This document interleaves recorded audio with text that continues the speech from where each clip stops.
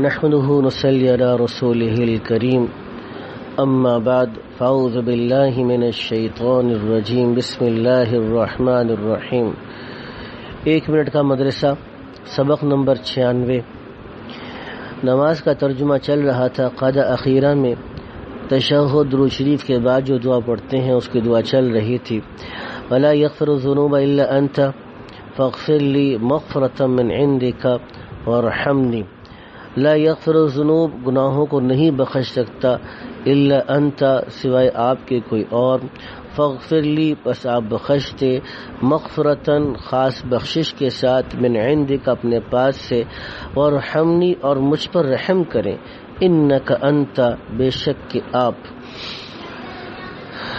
سنتوں کا بیان چل رہا تھا۔ وضو کی سنتیں: ہاتھوں اور پیروں کو دھوتے وقت انگلیوں کا خلال کرنا، ایک بار پورے سر کا مسح کرنا، کانوں کا مسح کرنا۔ بڑے بڑے گناہ جو بغیر توبہ کے معاف نہیں ہوتے، اور ایک گناہ بھی اوپر سے نیچے گرا دینے یعنی جنت سے جہنم میں لے جانے کے لیے کافی ہے۔ کسی کی زمین پر ناجائز قبضہ کرنا، ناجائز دعویٰ کرنا، کمانے پہ قادر ہو تب بھی نہ کمائے اور دوسروں سے بھیک مانگے، یہ بھی گناہ کبیرہ ہے۔ داڑھی منڈوانا یا ایک مجھ سے کم پر کتروانا، یہ عام طور پہ لوگوں کو غلط فہمی ہوئی ہے۔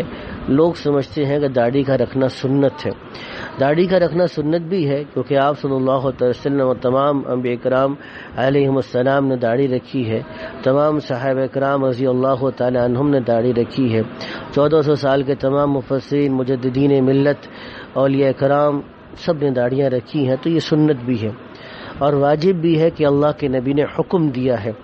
امر رسول اللہ صلی اللہ تعالی علیہ وسلم باعفاء اللحى واحفاء الشوارب، کہ آپ صلی اللہ علیہ وسلم نے حکم دیا ہے داڑھی کو بڑھانے کا اور مونچھوں کو باریک کرنے کا۔ موطا امام مالک کی یہ روایت ہے۔ تو داڑھی کا کٹوانا یا ایک مجھ سے کم کروانا گناہ کبیرہ ہے۔ گناہوں کے نقصانات جو انسان کو پیش آتے ہیں، آدمی نیکیوں کی توفیق سے محروم ہوتا ہے، یہاں تک کہ گناہوں کی نحوست سے رفتہ رفتہ تمام نیک کام چھوٹ جاتے ہیں، عمر گھٹتی ہے، زندگی کی برکت نکل جاتی ہے، ایک گناہ دوسرے گناہ کا سبب ہوتا ہے، یہاں تک کہ آدمی گناہوں کا عادی ہوتا ہے اور پھر گناہوں کو چھوڑنا بہت دشوار ہو جاتا ہے، یہاں تک کہ گناہ میں لذت بھی نہیں رہتی لیکن عادت سے مجبور ہو جاتا ہے۔